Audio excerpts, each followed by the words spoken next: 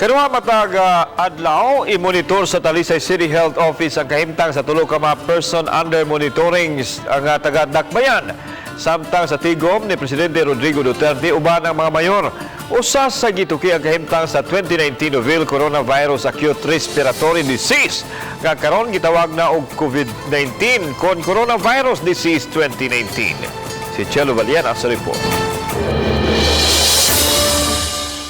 Sa pagpadayon sa aksyon agad to the barangay, padayong misunod sa protocol ang mga medical officers sa Talisay City Health Office. Nagsulob sila og face mask sa ilang pag-atubang sa mga mulupyo sa barangay Biasong nga may gihatagan sa nagkalain-laing serbisyo sa dakbayan.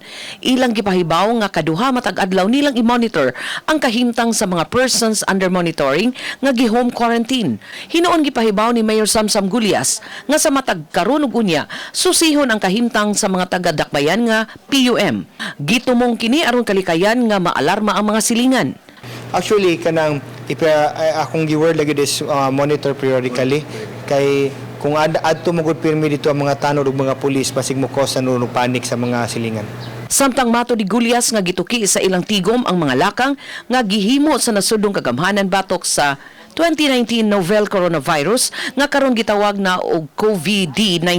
May gahin gikan sa nasudnong kagamhanan nga ihatag sa labing apektadong dapit. Apan wa masayod ang mayor kung malaki pa niini ang dakbayan. The national government is ready and that magtinabangay lang mi all the way from the barangay to set guidelines na dili gid ni ma-spread ang coronavirus. Sa pikas bahin, sa aksyon agad to the barangay gihapon, nahimuot ang taga-Comelec tungod kay daghan man ang mga mulupyo nga naglinya aron magparehistro. Uban ni Renante Quinones, Chelo Valiana, Balitang Bisdak.